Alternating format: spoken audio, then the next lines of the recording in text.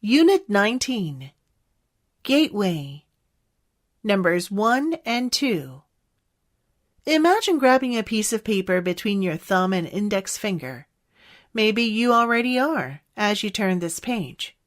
We use this type of forceful, pat-to-pat precision gripping without thinking about it, and literally in a snap. Yet it was a breakthrough in human evolution. Other primates exhibit some kinds of precision grips in the handling and use of objects, but not with the kind of efficient opposition that our hand anatomy allows. In a single hand, humans can easily hold and manipulate objects, even small and delicate ones, while adjusting our fingers to their shape and reorienting them with displacements of our fingertip pads. Our relatively long, powerful thumb and other anatomical attributes, including our flat nails, which nearly all primates possess, make this possible. Just picture trying, and failing, to dog-ear this page with pointy, curved claws. With a unique combination of traits, the human hand shaped our history. No question, stone tools couldn't have become a keystone of human technology and subsistence without hands that could do the job, along with a nervous system that could regulate and coordinate the necessary signals. Anybody who's ever attempted to make a spear tip or arrowhead from a rock knows that it requires strong grips, constant rotation and repositioning, and forceful, careful strikes with another hard object. And even with a fair amount of know-how, it can be a bloody business.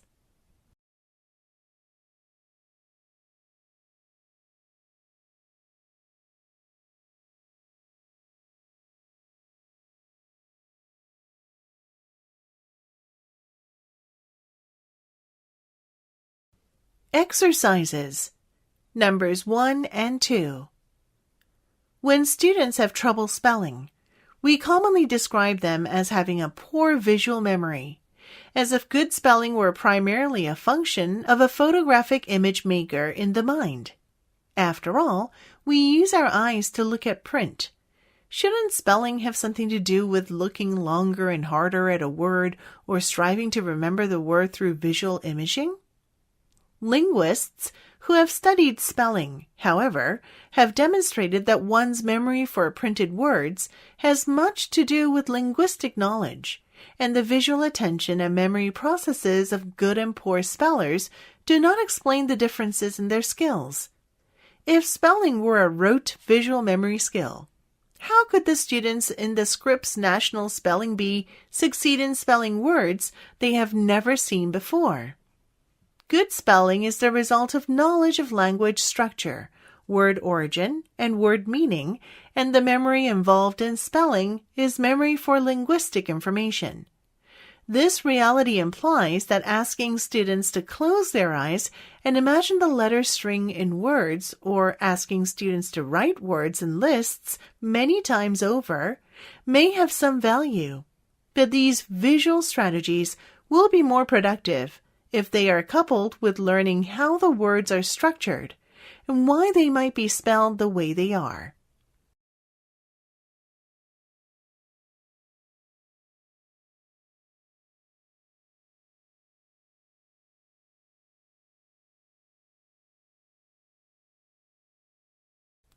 Numbers 3 and 4. Students who are from diverse backgrounds typically identify and connect with faculty who are also from diverse backgrounds. However, the number of faculty from diverse backgrounds is falling behind when compared to the increase in diverse students. Forbes, a leading business and financial magazine, cited a study from the Hispanic Journal of Law and Policy regarding the minimum growth in the number of college faculty members of color in institutions qualified to offer doctoral degrees. Between 2013 and 2017, the number of Hispanic and Latino faculty members grew by less than 1%, and the number of Black faculty members grew by only 0.1%. While there have been some steps to increase hiring of diverse faculty, the academic pipeline for new faculty of color remains constrained, and recruitment practices which favor the status quo often create barriers to achieving a diverse and well-represented faculty. As a result, students, especially in an online platform, feel underrepresented, unwelcomed, and alienated because most, if not all, of their instructors have cultural backgrounds and values that are very different from what they are accustomed to. Several colleges now provide training in recognizing and addressing bias for their faculty and staff members. However, these, at best, can be categorized as tokenism. According to Webster, tokenism is the practice of doing something only to prevent criticism by others. To join the bandwagon, some educational institutions merely do the bare minimum to create a facade of respecting and representing within their campus. To be truly inclusive, every aspect of the educational decision must be taken to ensure that all students are cared for and represented. In fact, diversity and inclusive practices should be incorporated as an essential part of the mission and vision of the institution.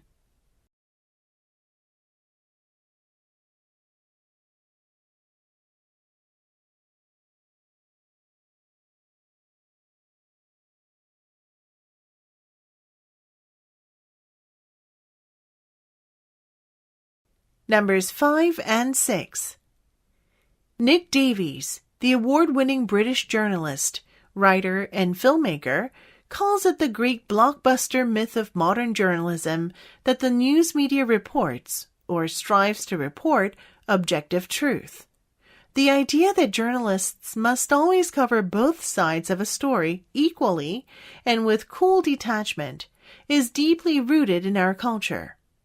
Journalists are taught this idea when they are trained and are later frequently reminded of it by way of cliched mantras from their peers and superiors in the newsroom.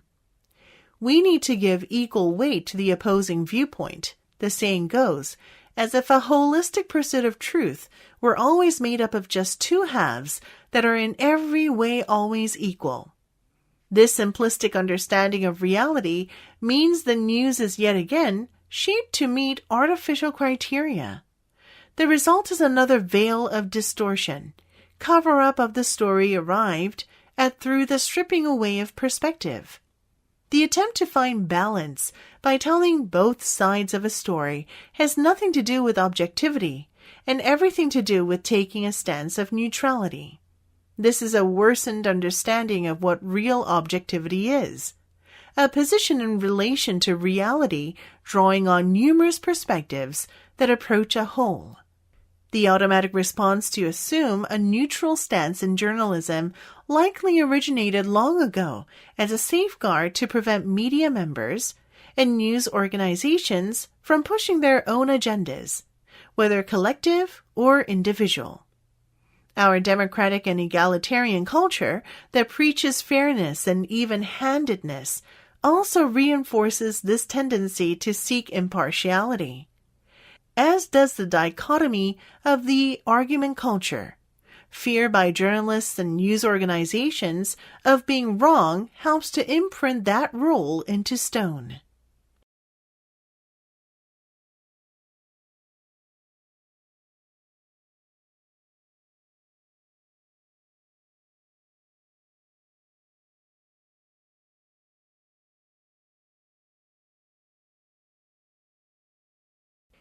Numbers 7 and 8. To the casual observer, the rainforests of Southeast Asia about 10,000 to 12,000 years ago would have looked pretty much like the rainforests before and afterward. Lots of palms and thorn-covered plants in the lower canopy and dense trees of all shapes and sizes reaching to the sky. But to the eyes of researchers looking into the former forests via pollen analysis, digging into the soils, and reconstructing past landscapes, a pattern emerges. The plant species that make up the forests are shifting in frequency and density. Certain palms and fruiting trees and climbing plants are becoming more common. Others are moving from one type of growth pattern to another, and others are simply disappearing. One expects these types of changing in forest structure as climates change and sea levels rise and drop. But these changes in Southeast Asian forests are not clearly linked to the climate. Something else started to shape the way the forests look and work. Guess who? The genus Homo had been living in and around the forests of Southeast Asia for hundreds of thousands of years without changing the ecology much. But by at least 10,000 to 15,000 years ago, humans started targeting certain types of trees, favoring them in their fruits, nuts, and leaves, or using their bark or their long, dense, thread-like stems. Moving small climbing vines or pulling out competing young trees that inhibited their access to the trees opened up new space for growth and reproduction for humans' favorites. People might even have defended certain trees against other animals and kept birds out during the fruiting season.